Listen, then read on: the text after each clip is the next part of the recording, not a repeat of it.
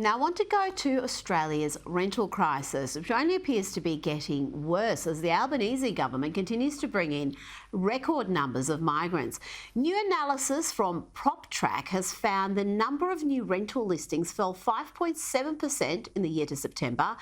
As a result of the supply crunch, the national median weekly rent for advertised properties at the end of September was $550 a week. Now, that's up 14.6% compared with this time last year.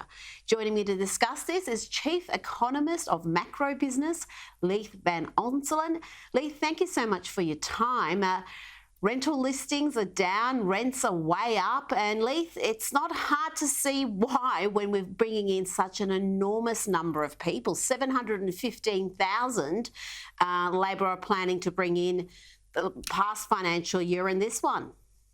Yeah, and actually those numbers, Rita, are running well beyond that. The latest monthly visa data from the Department of Home Affairs is an absolute shocker. And it showed that the number of temporary visa holders, that's excluding visitors, in Australia actually ballooned by 600,000 people in the year to September. And That was driven by, so there's basically 2.3 million temporary visa holders in Australia. That's if you exclude holiday makers right now, which means that basically 1 in 11 people in the country right now are on a temporary visa. And this has been driven by, obviously international students, which went up by 300,000.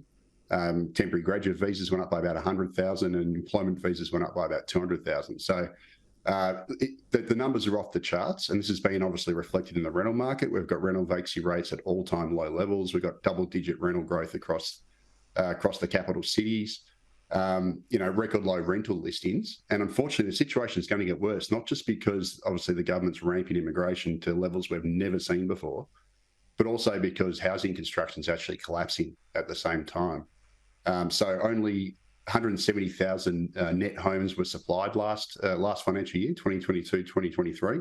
And that's against a population increase of 626,000. And pretty much the housing supply last year was already 70,000 below the 1.2 million homes target, which requires 240,000 people a year. So we're way beyond, way below that. And the problem is all the forward-looking indicators, when you look at new home sales, dwelling approvals or loans for, housing construction, are all around decade lows. So we've got this unbelievable imbalance between demand through immigration and supply. And the rental crisis is just going to keep getting worse unless the Albanese government cuts immigration. It's as simple as that. Well, they don't look like they're going to do that because they're hooked on any sort of economic activity that might bring. And as far as landlords, investors go, on top of all the interest rate hikes, they've got other issues. Your mum and dad property investors are dealing with state governments that are also hooked on property taxes. The situation's particularly grim in Victoria with land tax rates skyrocketing, and where 1 in 4 Melbourne landlords sold their home last year, sold their investment last year. So how much is that a factor in scaring off potential property investors? They look at the renters' rights, the changes to the legislations, the land tax, and it might be a lot easier to put your money in the share market. Yeah, I mean, it's not as much of a problem in the established market, because if an investor sells, they're going to sell obviously to a first home buyer or another investor, for example. So you don't actually get a reduction in supply. It's just basically a transfer from investor to a first home buyer.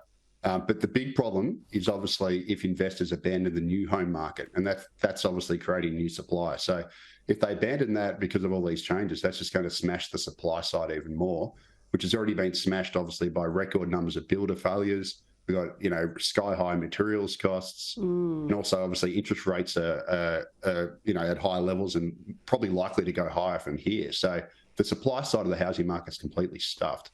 And this is occurring at the same time as obviously there's a record population growth. So it's an absolutely diabolical situation that the housing market and renters are facing.